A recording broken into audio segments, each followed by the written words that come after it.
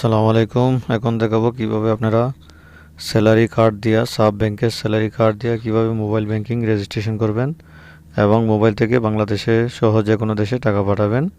তো তার জন্য প্রথমে আপনাকে গুগলে যেতে হবে। তো আপনার যে স্যালারি কার্ডটি আছে সেই কার্ডটি দিয়ে আপনি সেটা রেজিস্ট্রেশন করতে পারবেন। তো গুগলে দেখেন প্রথমে আমি যেটা লিখেছিলাম সাব রেজিস্ট্রেশন লিখবেন, লেখার পরে নিচে যেটা আসে আমি লাল দাগ দিয়ে দেখাইছি ওইটা দেখুন এখানে কন্ডিশনে ক্লিক করবেন এবং কন্টিনিউ দিবেন। দেওয়ার পর এখানে আপনার এটিএমের উপরে নিচের দিকে একটা নাম্বার আছে, অ্যাকাউন্ট নাম্বার, যেটা 013 দিয়ে শুরু হয়। ওই নাম্বারটা এখানে উপরে করে দিয়ে দিবেন। উপরে করে দিয়ে দেওয়ার পর দেখুন আমি আমার এটিএম কার্ডের নাম্বারটা দিয়ে দিতেছি। আপনারা আপনাদের কার্ড নাম্বারটা দিয়ে নেবেন এবং এখান থেকে আপনারা মোবাইলের মাধ্যমে টাকাটা পাঠাইতে পারবেন আপনাদের স্যালারি আসার পরে। কারণ আপনারা জানেন যে স্যালারি কার্ড যেটা দেওয়া হয়েছে সাব ব্যাংক থেকে, ওইটাতে কিন্তু অন্য অনলাইন থেকে কিছু করা যায় না। তো আপনারা সাব ব্যাংকের অনলাইন ব্যাংকিং রেজিস্ট্রেশন করলে পরে ওইটা থেকে আপনি ডাইরেক্ট কোনো ব্যাংকে না গিয়ে ডাইরেক্ট সাব ব্যাংকের মাধ্যমে বাংলাদেশে টাকা পাঠাতে পারবেন। তো প্রথম করে হলো আপনার কার্ডের নিচে যে অ্যাকাউন্ট নাম্বারটা আছে ওই অ্যাকাউন্ট নাম্বারটা দিবেন। দ্বিতীয়টাতে দিবেন আপনার কার্ডের অ্যাকাউন্ট নাম্বারের পরে একটা নাম্বার আছে 1 অথবা 2, মানে আপনার এটা কয় নাম্বার কার্ড, 1 নাম্বার কার্ড না 2 নাম্বার কার্ড, কার্ড লেভেল। তো ওইটাতে আপনি যদি 1 নাম্বার থাকে 1 নাম্বার দিবেন, 2 নাম্বার থাকলে 2 নাম্বার দিবেন। তারপর নিচে দিবেন হলো আপনার এটিএম পিন নাম্বার। আপনার কার্ডের যে একটা পিন নাম্বার আছে যেটা এটিএমে ডালার পরে টাকা বের করেন, ওই পিন নাম্বারটা আপনি নিচের করে দিয়ে দিবেন। তো আমি আমার এগুলো দিয়ে দিতেছি সবগুলোই। অবশ্যই সেটা নিরাপত্তার কারণে নিজের সেফটির জন্য সেটা সরাসরি দেখাইতেছি না, আমি সেটাকে এগুলো করে দিয়েছি। আপনারা আপনাদেরটা করে নেবেন, আমি শুধু সিস্টেমটা বলে দিতেছি। তো দেওয়ার পর দেখেন এই কোনায় কন্টিনিউ, কার্ডের নিচে দেখেন কন্টিনিউ আছে, কন্টিনিউতে দিবেন। এখানে কন্টিনিউ দেওয়ার পর আপনার সামনে এরকম একটা পেজ চলে আসবে, দ্বিতীয় পেজ। তো এখানে দেখেন লেখা আছে ইউজার অ্যান্ড পাসওয়ার্ড। তো এখানে ইউজার সেটিং করবেন, মানে ইউজার আপনার নাম দিয়ে যে কোনো একটা নাম্বার, 2টা বা 3টা নাম্বার দিবেন সাথে দেওয়া, এবং যেটা দিবেন সেটা আপনাকে অবশ্যই মনে রাখতে হবে, যেন ভুলে গেলে হবে না, তখন আপনি আবার মোবাইল ব্যাংকিং সেটা ওপেন করতে পারবেন না। তো সেম নিচে একটা পাসওয়ার্ডও এরকমই, একটি প্রথম অক্ষর বড় হাতে দিবেন, পরেরগুলো ছোটো হাতে দিলেও সমস্যা নেই।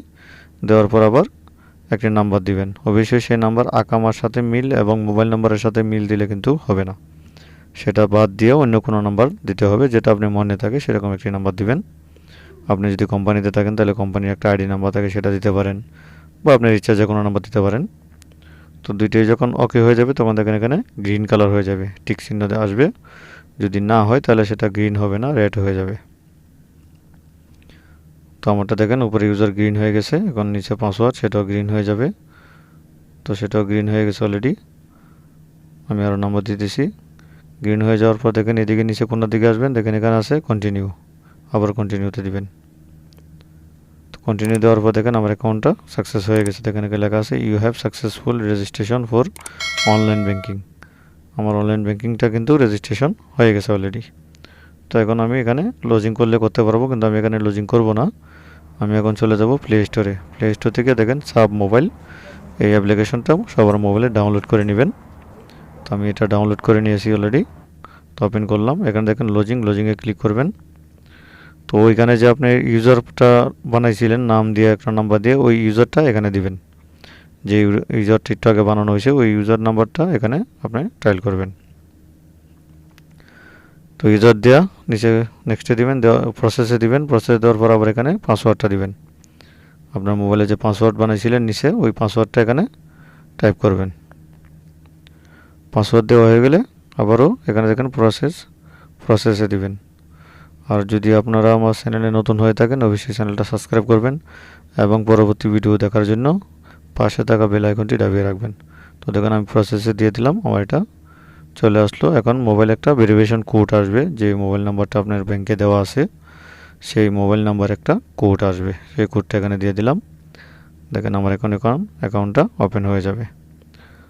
তো অবশ্যই চ্যানেলটা সাবস্ক্রাইব করবেন এবং পরবর্তীতে ভিডিওতে আমি দেখাবো আপনারা কীভাবে এতে বেনিফিশিয়ারি অ্যাড করবেন এবং টাকা পাঠাবেন।